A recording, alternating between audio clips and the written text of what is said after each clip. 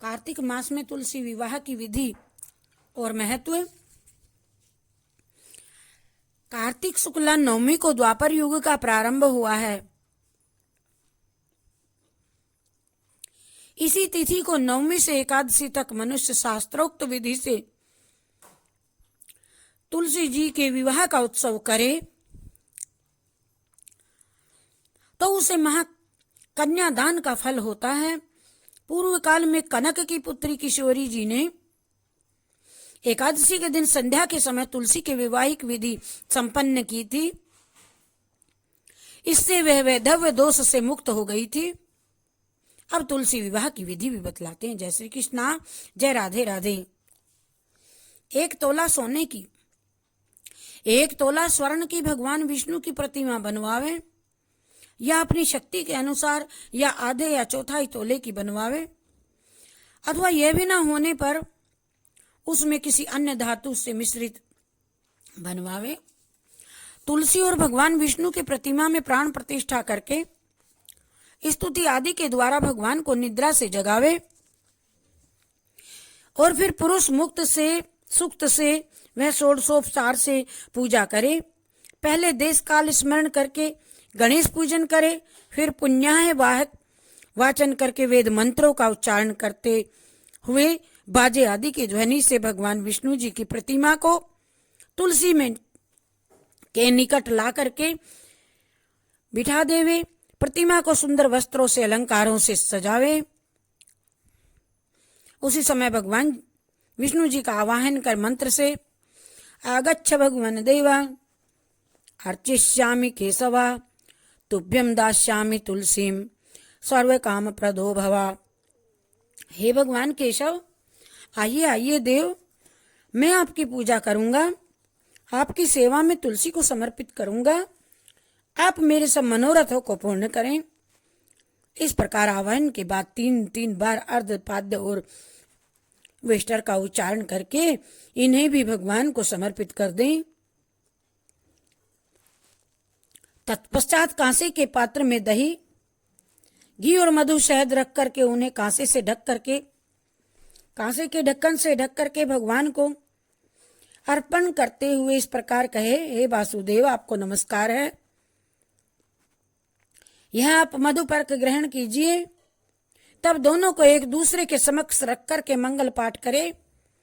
इस प्रकार गोधूली बेला में जब भगवान सूर्य कुछ कुछ दिखाई देते हों तब कन्यादान का संकल्प करे और भगवान से यह प्रार्थना करे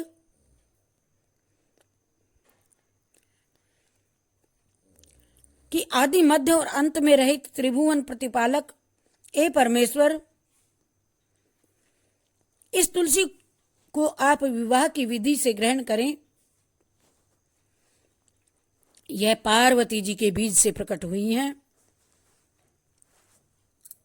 वृंदावन की भस्म में स्थित रही हैं तथा आदि मध्य और अंत में ये शून्य है।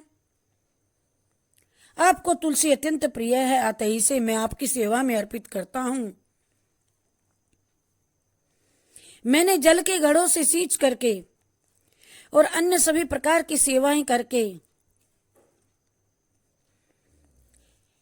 इन तुलसी की अपनी पुत्री की भांति इसे पाला पोसा है और बढ़ाया है, और आपकी तुलसी आपको दे ही रहा हूं, आपको ही दे रहा हूं। हे प्रभु, कृपा करके इसे ग्रहण कीजिए। तेरा तुझको अर्पण क्या लागे मेरा, इस प्रकार तुलसी का दान करके फिर उन दोनों तुलसी और विष्णु जी की पूजा करे। अगले दिन प्रातः काल में पुनः पूजा करे। अग्नि की स्थापना करके उनमें 12 मंत्र से खीर, मधु और तिल मिश्रित द्रव्य की 108 आहुतियां दिलवावे। ब्राह्मण को बुलवावे। 12 साक्षर मंत्र इस प्रकार ओम नमो भगवते वासुदेवाय नमः। शेष पूजा सारी ब्राह्मण वेद पाठी से करवा करके कहे, हे प्रभु, आपकी प्रसन्नता के लिए ये मैंने व्रत किया है। इसमें जो भी मेरी कोई कमी रह गई हो वह आपके प्रसाद से पूर्णतया को प्राप्त हो जाए। अब आप तुलसी के साथ वैकुंठ धाम में पधारें। आप मेरे द्वारा की हुई गई पूजा से संतुष्ट रहें और मुझे सदैव कृतार्थ करें। इस प्रकार व्यक्ति तुलसी विवाह का पारायण करके भोजन करे और भोजन के बाद तुलसी के स्वतः गिरे हुए पत्तों को खा करके सब पापों से मुक्त होकर के भगवान के धाम को प्राप्त होता है। भोजन में आंवला और बेर का फल खाने से उच्चिष्ट दोष भी मिट जाते हैं। और तुलसी का चयन, तुलसी का एक एक पत्ता न तोड़ करके पत्तियों के साथ अग्रभाग को तोड़ना चाहिए। तुलसी की मंजरी सब फूलों से ढक कर बढ़ कर के होती हैं।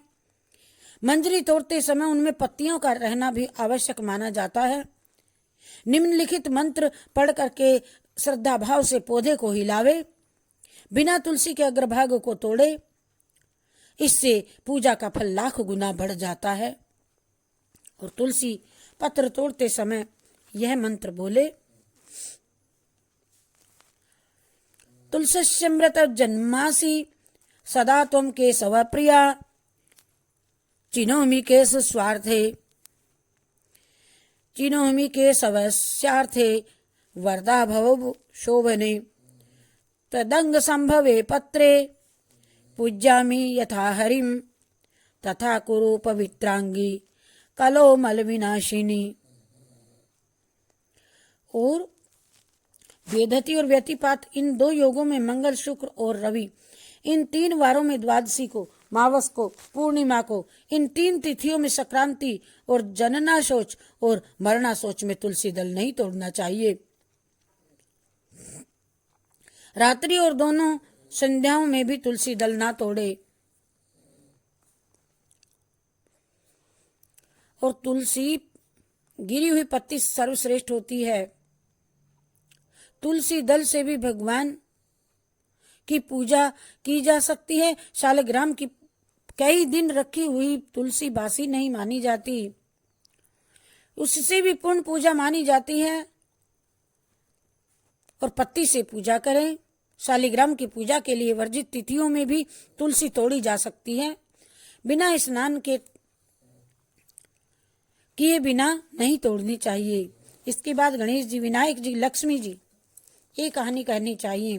नित्य नेम की सीता जी की। जय श्री कृष्णा, जय श्री कृष्णा।